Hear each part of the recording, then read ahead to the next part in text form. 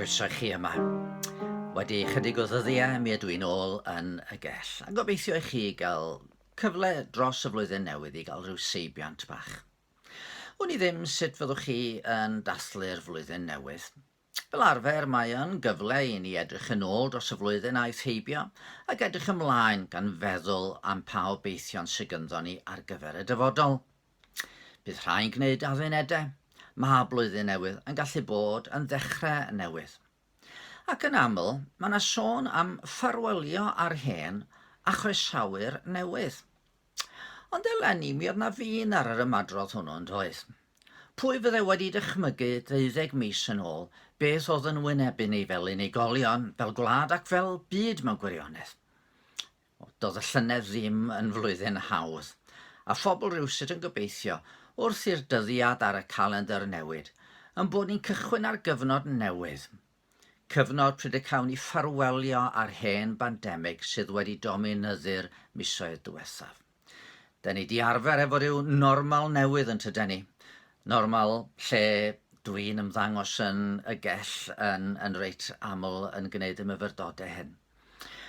Ond rywsut, da ni yn gobeithio cawn ni fynd at yr hen normal, neu o leia normal sy'n fwy tebyg i'r hen ddyddiau. Cyfnod pryd fyddwn ni ddim yn poeni am y pandemig, a chyfnod hefyd pryd y bydd y trafod di-ddiwedd a'r Brexit yn dod i ben. Wrth gwrs, ar un olwg does dim gwahaniaeth rhwng un diwrnod a'r nesaf, ac efallai bod i'n rhy fuan i ddeud gormod. Ond gyda'r brechlyn yn dechrau cael ei rannu, mae yna ryw deimlad gwahanol yn yr awyr. Y fory byddwn ni'n cymryd yn cymdogaeth sydd yn 'i 80au i gael ei brechu ar hi.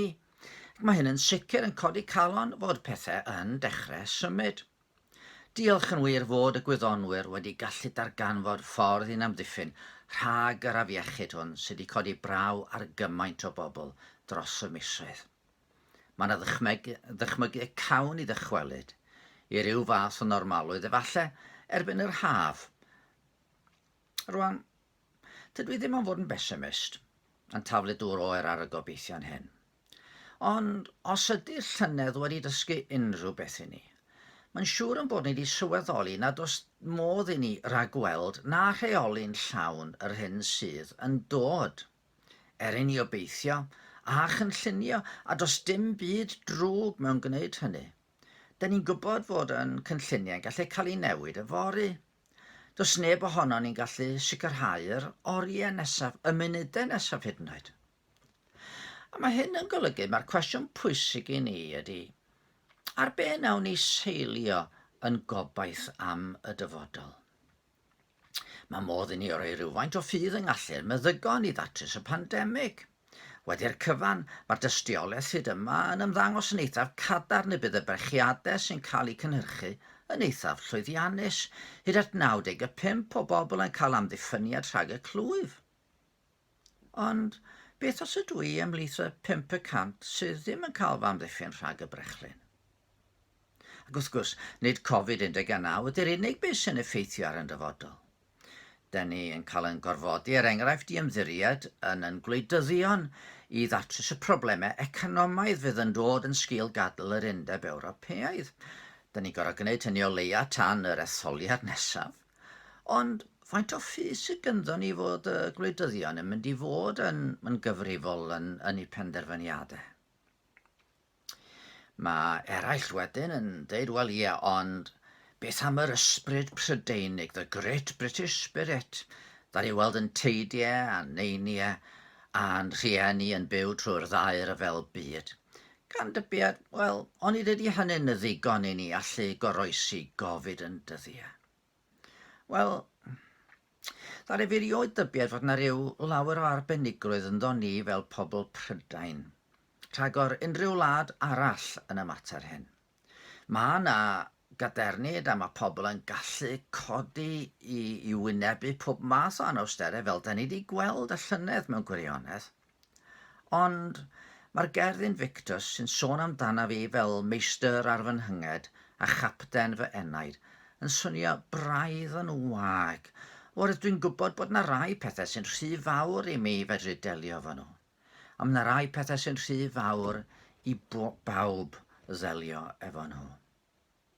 A dyna pam fod yr emyn ddaru ni gan y neithiwr wrth i ni fel eglwys gyfarfod dros Zoom yn rhoi gobaith gwell yn fy nhyb i ar gyfer y dyfodol. Tad tragwyddoldeb, plygaf ger dyfron, ceisiaf dyfendith dechrau'r flwyddyn hon trwy blygion tywyll ei dyfodol hi, arweinydd anffiledig arwain fi. Chi'n gweld, mae rai pobl yn dweud bod ffydd yn rhyw fath o crutch i bobl sydd yn ofni'r tywyllwch. Wel, dwi'n credu bod ni angen bod yn real ynglyn â tywyllwch y dyfodol. Ond mae yna un wedi dod i roi goleuni ar y dyfodol hwnnw. A hwnnw ydy Duw yn yr arglwydd Iesu Grist. A dyna pam mae ynddo fo yma ngobaith i ar gyfer y dyfodol. Y flwyddyn sydd yn dod ac unrhyw flynyddoedd sydd yn dilyn hynny. Rydych chi'n ei weddio. Arglwydd, diolch i ti yn bod ni wedi cyrraedd blwyddyn newydd. Diolch am holl ofal y meddygon. Diolch am y gwaith sydd yn cael ei wneud rwan i geisio delio â'r pandemig ac i geisio rhoi i ni ddyfodol gwell. Ac eto yn y pen draw o arglwydd, da ni yn ymwybodol na fedrwn ni ddim deud beth fydd yn digwydd y fory heb sôn am y flwyddyn sydd yn dod. Beth fydd fy rhan ar hyd ei misoedd maith. Nisgwn fy nyw, ni fynnwn wybod chwaith, a'i hyfryd dydd, a'i nos dymhestlog ddaw, bodlon os caf y maflyd yn dy law. Heneiddia'r greadigaeth, palla dyn, diflanna oesoedd byd o un i un, cilio popeth, un o hyd wyt ti, y di gyfnewid ddiw, o arwain fi. Amen. Wel, gan ddymuno blwyddyn newydd fendithiol, blwyddyn newydd iach, a blwyddyn newydd dda i bob un.